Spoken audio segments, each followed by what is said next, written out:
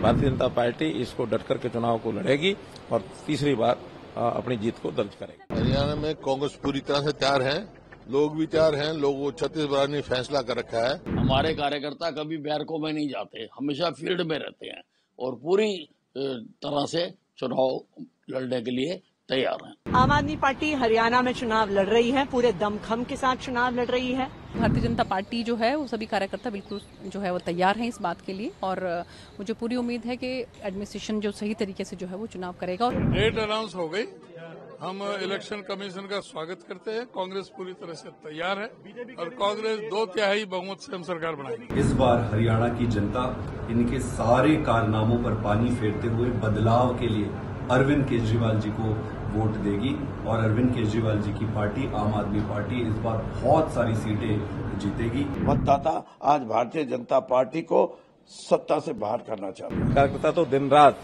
और हमेशा तैयार रहता है, चुनाव कभी आ जाए। चुनाव आया है, इसका मैं स्वागत करता हूं और हम इस चुनाव में सफल होंगे। राहुल गांधी रथ यात्रा निकालने वाले हैं हरियाणा में, क्या लगता है? कोई कुछ भी निकाले, लेकिन इन कांग्रेस के इन बातों का कोई असर हरियाणा की जनता पर पड़ने वाला नहीं है, क्योंकि 10 साल पहले जो पूर्व में भूपेंद्र हुड्डा की 10 साल की सरकार रही, उस समय हरियाणा की जनता ने जो भोगा, उस समय हरियाणा की जनता जिस प्रकार से पिसी, जिस प्रकार का धींगा मस्ती का राज उस समय होता था, आज भी जब हरियाणा की जनता उसको याद करती है तो रोंगटे खड़े हो जाते हैं। हरियाणा की जनता इतना भूलने वाली नहीं है, उन चीजों को याद रखती है।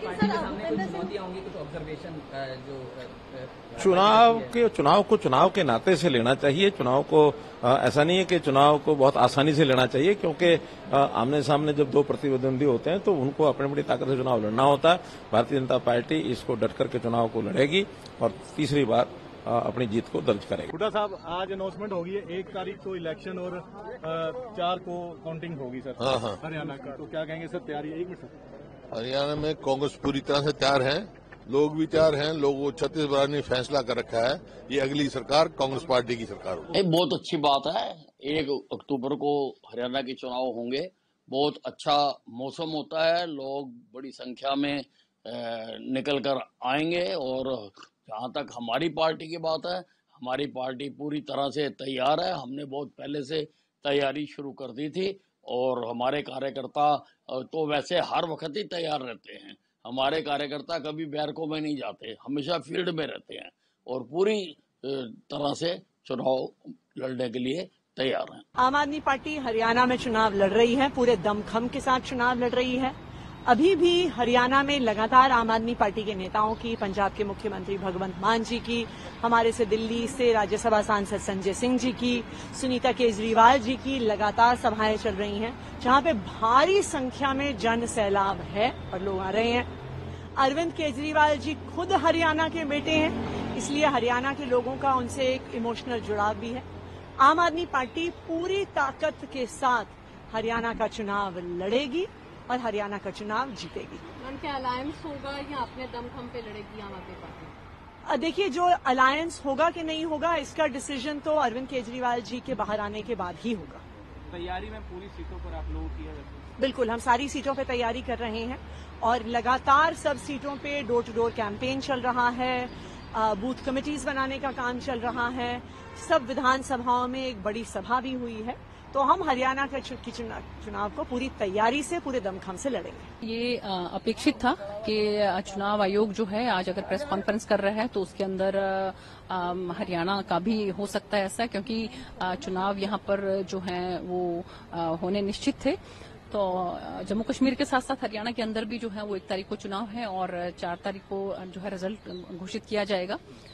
तो हम लोग भारतीय जनता पार्टी जो है वो सभी कार्यकर्ता बिल्कुल जो है वो तैयार हैं इस बात के लिए और मुझे पूरी उम्मीद है कि एडमिनिस्ट्रेशन जो सही तरीके से जो है वो चुनाव करेगा और सभी लोग जो हैं वो अपने मतदान का सही रूप से उपयोग करेंगे। विपक्षी पार्टियां क्योंकि कई तरह के सवाल अगर हरियाणा की बात करें बीते एक पीरियड के दौरान उठाती रही हैं, तो क्या एक बड़ी चुनौती के तौर पर इलेक्शन को बीजेपी देख रही है या किस तरह की? नहीं, देखिए ऐसा है कि नंबर 1 बात जो है, हमारा संगठन जो एक सुदृढ़ संगठन हमारा है और इतना विस्तारित हमारा जो संगठन है, तो उसके कार्यकर्ता जिस तरह से काम करते हैं धरातल पर, तो उससे हमें बहुत उम्मीद है। और दूसरा जिस तरह से पिछले 9.5 वर्षों में पूर्व मुख्यमंत्री माननीय मनोहर लाल जी के नेतृत्व में जो हरियाणा में विकास के कार्य हुए और इसके साथ साथ अब नायब सैनी जी के नेतृत्व में जो काम हो रहे हैं और आम जनमानस जो बहुत सुकून महसूस करता है उनके नेतृत्व में, तो मुझे पूरी उम्मीद है उन्हीं के नेतृत्व में हम तीसरी बार फिर से हरियाणा के अंदर भारतीय जनता पार्टी की सरकार बनाने जा रहे हैं। डेट अनाउंस हो गई।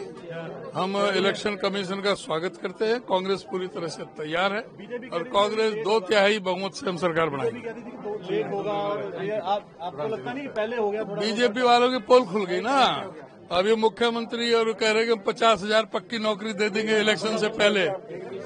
एक तरफ तो नौकरी के अनाउंसमेंट कर रहे हैं, दूसरी तरफ वहाँ इलेक्शन कमीशन पे डलवा रहे हैं। ये सब झूठ के पुलिंदालन के पोल। आज हरियाणा में चुनाव की घोषणा हो गई है। 1 अक्टूबर को चुनाव है और 4 अक्टूबर को चुनाव के नतीजे आएंगे। हरियाणा की जनता ने सारी राजनीतिक दलों को बार बार मौका दिया है। कोई भी ऐसी पार्टी नहीं है जो ये कहे कि उनको मौका नहीं मिला है, लेकिन जनता को क्या मिला? सिर्फ धोखा। इस बार हरियाणा की जनता इनके सारे कारनामों पर पानी फेरते हुए बदलाव के लिए अरविंद केजरीवाल जी को वोट देगी और अरविंद केजरीवाल जी की पार्टी आम आदमी पार्टी इस बार बहुत सारी सीटें जीतेगी। मेरा ये मानना है कि अगर आप ईमानदारी से काम करते हो तो ईश्वर आपकी मदद करते हैं। केजरीवाल जी को चाहे ये जेल में बैठा के रखे हो, लेकिन उनकी पार्टी दिन दूनी और रात चौगुनी आगे बढ़ रही है। भगवान की असीम कृपा है और ईश्वर स्वयं चाहते हैं इस बार की हरियाणा में बदलाव हो। हम पूरी तरह से तैयार हैं। मतदाता आज भारतीय जनता पार्टी को सत्ता से बाहर करना चाहता है। लेकिन आप तो दोनों तरफ रहे हैं। परंपरागत राजनीति से इतर सैनी साहब को भाजपा ने मुख्यमंत्री बनाया है, क्या उसका कोई फायदा आपको होते भाजपा को नहीं दिख रहा है? और कांग्रेस इन फाइटिंग से जूझती रहती है, जिसकी खबरें आमतौर पर सामने आती रहती है। कांग्रेस में खेमे हैं और हर खेमे में मुख्यमंत्री का एक चेहरा है। ये तो देखो, बात ये है कि जहां तक भाजपा की बात है, और आपने जैसे कहा, मैंने वो उसको भी 10 साल देखा है।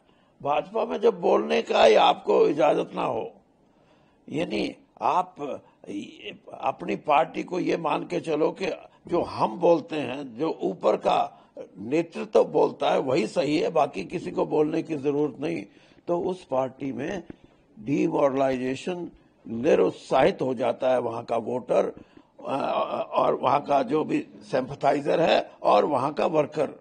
तो आज के दिन वर्कर उनके कागजों में तो हो सकते हैं लाखों की संख्या हो, जैसे बताते हैं कि पन्ना प्रमुख 3,27,000, लेकिन सही मायने में पूछो तो 5% वर्कर भी आज भारतीय जनता पार्टी के पक्ष में वो प्रचार प्रसार नहीं करेगा, क्योंकि उसको ये लगता है कि मैं पार्टी के लिए लड़ा, लेकिन मुझे तो ना तो राजनीतिक तौर पे मेरी कोई पहचान हुई, ना मेरे को पार्टी ने इस लायक समझा कि वो मेरा कोई ऐसा एक पोजीशन, एक ऐसा मेरा काम लगे लोगों को, मैंने लोगों के लिए कुछ किया, लोगों की समस्याओं को लेके एडमिनिस्ट्रेशन के पास में जाऊं, मेरी पहचान ना हो, थाने वाले मेरे ना पूछें, तहसीलदार मेरे नहीं पूछे, बीडीओ मेरे को दफ्तर में घुसने ना दे। इस किस्म की मानसिकता आज के दिन बीजेपी के कार्यकर्ता में है, इसलिए वो